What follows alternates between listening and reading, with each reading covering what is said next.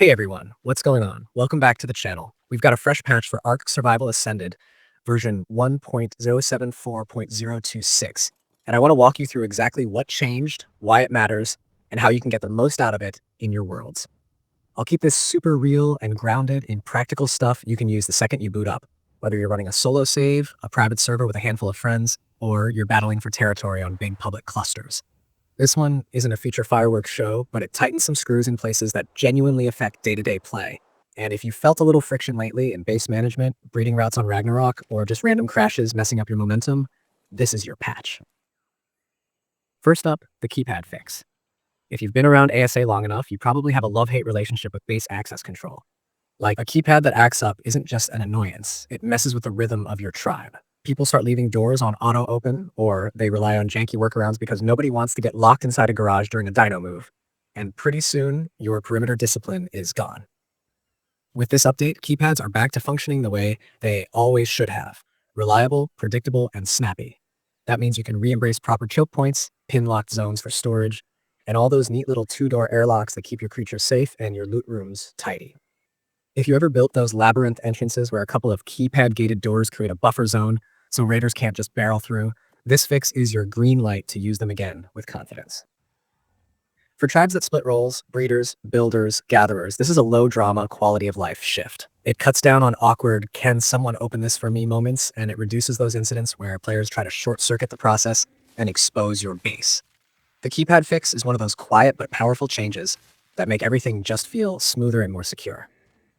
Let's talk Ragnarok and Wyverns, because this one has real gameplay impact. Previously, the spawn counting could get a little skewed, almost like the game was keeping tabs on the wrong subset of Wyverns. The result on Ragnarok was inconsistent density, unless you were dealing specifically with Frost. Wyverns. The fix realigns the counting so it includes all Wyverns, not just the Frosty crew, which means a more natural population and better egg hunting flow across the trenches. If your routine includes a circuit that checks multiple nests to rotate spawns, you should feel the difference in how often the area refreshes. Fewer dead runs, more eggs, and a stronger chance to keep your incubation line moving without sitting around waiting for the map to catch up. This is also good news for anyone who likes to farm talons for boss prep or trades. It stabilizes supply in a way that rewards players who actually do the work of clearing and resetting spawns. It's a small note on paper, but it changes that classic loop: scout, clear, reset, collect, into something more reliable, which is the backbone of a satisfying PvE session. Now, the Scissors UI correction might sound cosmetic, but creators and role players know this is bigger than it appears.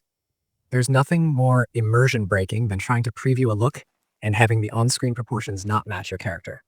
When you're streaming, recording, or just trying to give your survivor a consistent vibe, you want that preview to reflect reality so you can make decisions quickly. The update tweaks that preview so proportions line up correctly when you're looking at equipment and how it sits on your character. That reduces the number of cut, switch, equip, check, recut loops you have to do. If you make guides, or if you like to brand your tribe with consistent cuts and styles, this speeds up the process in a very real way. This detail shows up in the notes alongside the stability improvements, and it's one of those polish items that tells me the team is circling back to address little paper cuts that add up over long play sessions. Speaking of stability, there's also a crash fix bundled in. Nothing kills momentum like a crash after a long tame or a tight cave run. You know that feeling. You've just pulled off a clean artifact grab, you're encumbered, you're halfway home, and boom, desktop. Patches like this are the unsung heroes because you don't notice them when they're working. You just notice you're not cursing at your screen every third loading zone.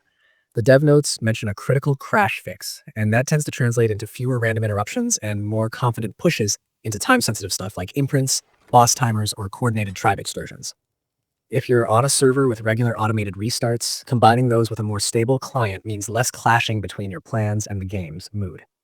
It's not flashy, but it's the difference between logging off satisfied or logging off annoyed. Let me anchor the timing for you. The rollout started on November 5th, 2025 UTC, and for a lot of you that shows up as November 6th in India time. If you're a PC player who tracks build IDs for mod compatibility or server orchestration, you'll spot a fresh Steam entry that lined up with the patch window, which is exactly the sort of breadcrumb server admins look for when pinpointing when to update, announce downtime, or coordinate with their player base. It's a tidy way to confirm that the deployment actually landed when the community sites and social posts said it did. For platform specifics, here's how to think about it without getting lost in numbers soup. On consoles, you'll see the new label right there in the version readout. On PC, the client revision that appeared around this window has its own numbering convention, and it essentially corresponds to the same set of fixes the console patch carries. This can get confusing when you're trying to coordinate crossplay with friends who ask, are we on the same thing? The simple answer is yes. The content of the update lines up even if the text strings aren't identical across platforms. If you want to cross-check the community forum threads and tracking sites, keep a running list of the PC minor versions that dropped in the last few days so you can match the dates and bullet points. All right, let's turn these notes into action. If you're a builder or a base designer, the keypad fix is your cue to recommit to layered access. Think of your base like a series of rings. Outer pen for big tames, a workshop tier for daily crafting and storage runs, and an inner sanctum for valuables and premium eggs or blueprints. Put keypads where you actually need them, not everywhere. The mistake I see all the time is players slapping a keypad on every door just because. Keep them at bottlenecks, hangar doors, vault rooms, boss prep closets, and that one corridor that leads from your public trading deck to your private stash. Now that keypads behave, you can tighten the flow and stop guests, allies, or even tribe rookies from wandering into places where one accidental whistle ruins 10 hours of organization. If you run RP events or public shops on community servers, set up timed windows with keypad codes you rotate at the end of the night. It cuts down on mischief and gives you a clear close of business routine again. Ragnarok breeders and egg hunters, let's optimize your loop with the spawn counting fix. The classic mistake is camping a single trench and waiting like it's a loot cave. Don't. Instead, plan a 3-point patrol. Clear aggressive wyverns with a high imprint lightning or poison build, scoop any old eggs to force the refresh, and then move on. By the time you cycle back, the improved counting logic means the game should be readier to repopulate across the whole area, not just in a subset. You'll get a more consistent spread of element types, and if you're disciplined, a stronger pipeline of eggs to sift for good stats. If you're breeding lines, set aside a couple of fridges just for the eggs you're not sure about yet. Crack open the incubator, check for stat spikes that fit your line goals, and keep a clipboard, literal or in a notes app, with your target ranges. The more consistent the spawns, the less you waste time wandering or waiting, and the more you can spend actually incubating and fusing good traits. For creators and anyone who cares about their survivor's look, the Scissors UI fix is a quiet time saver. If you're recording, tweak your cut once and trust the preview. No more back and forth trying to guess how the final mix of armor skins, hairstyles, and cosmetics will present on your character model. I know it sounds minor, but streamers and screenshot junkies will feel this one. It's the same reason a good photo mode matters in other games.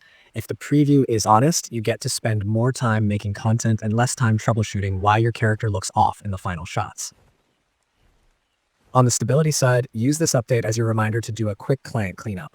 Verify game files after patching. If you're the unofficial tech lead among your friends, encourage them to do the same. It's amazing how many the game is broken. DMs vanish after a file verification and a driver check.